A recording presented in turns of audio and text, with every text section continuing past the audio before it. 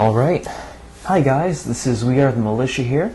I'm here today to review a really nice pistol I think you're all going to like. It's the Smith & Wesson 22A 22 caliber pistol. So before I get started, just obvious function check. We can see there's no magazine in the magwell, and chamber's empty. So this particular pistol comes in a number of barrel lengths and finishes. This particular barrel length is the 7-inch version. It also comes in a 4 and a 5.5. And as far as finishes, there's black, obviously, as you see here. There's sort of a woodland camo theme, and then there's also a dull gray finish. So whatever your preference is, there's a couple of different options there. It comes with two 10-round magazines. Pretty straightforward. It also comes with a lock. I just want to brush on that. If you have kids in the house, it is obviously your responsibility to make sure they don't get a hold of that firearm. So just beware of that. Before I really get into the reviewing portion of this, I want to talk about what this pistol is actually designed for. And in my opinion, this pistol is really designed for plinking, a little bit of target practice, maybe some light hunting for squirrel, rabbit, small game such as that. This is by no means a pistol that I would use for carrying or anything along those lines. It's not really a self-defense pistol. So with that in mind, we can then see how this stacks up against some others. Some other competitors to this would be the Ruger MK series. They make a couple of really nice firearms. Beretta has a couple. I believe it's the Neos 22 long rifle firearm. And on the more tactical side of things, Sig Sauer makes the Mosquito, and Walter makes the P22. So, price, this one starts anywhere from about $250 to $300. I believe I got mine for just about $240. A little bit more if you're going to be paying shipping and an FFL transfer fee if you decide to buy online. So I think it's a pretty competitively priced firearm. As far as ergonomics, when you pick this gun up, you're going to notice this is actually a very comfortable gun to hold and shoot. Right off the bat, I found that this felt a lot like the 1911. The way it lines up with the target, you have, smooth, clean access to the bolt catch here, the safety here.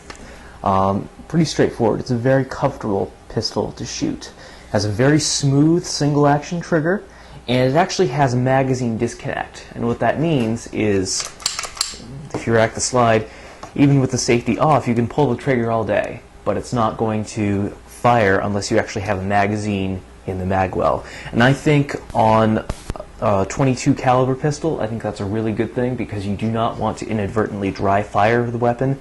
That can be damaging to the firing mechanism. It can really wreak havoc on the firearm if you do it continuously. So I think that's a nice addition. Normally I don't like that, but on this pistol I like that.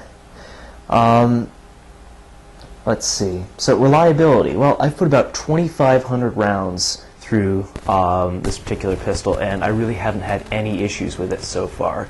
It's been very smooth, very reliable. It gets a little bit dirty, but even after I put 500 rounds through it, it's still pretty simple to shoot, and I haven't really had any issues. It is kind of picky with ammunition. I found that the Remington bulk ammunition, I usually buy the bricks, the Remington ammunition isn't very good in this particular pistol, and I don't think it's very good to begin with. So I don't believe it's the pistol's fault, but I found that the Federal ammunition is just amazing. I have not had a single failure to fire in the past 2 bricks of Federal that I've bought. So if you get this pistol, just something to bear in mind. Alright, now accuracy. Again, this is a 7-inch barrel, so it's going to have a little more accuracy than maybe something with a standard 4-inch barrel. But I found that for a 22 long rifle, this is a very, very accurate pistol. And again, when we're thinking about the $200 to $300 range, I really don't think that you could really buy a more accurate pistol. It has fully adjustable sights, has windage and height adjustable back here, so that's a nice added feature. And just some miscellaneous things. It's very easy to field strip. I'm going to do that for you really quickly. So the way that works is you rack the slide while holding this up here, and then you just push down with this button right here. You'll hear it click. And then you have the barrel assembly here. You have to be careful not to release this, or it will slide forward and you'll lose some of the pieces.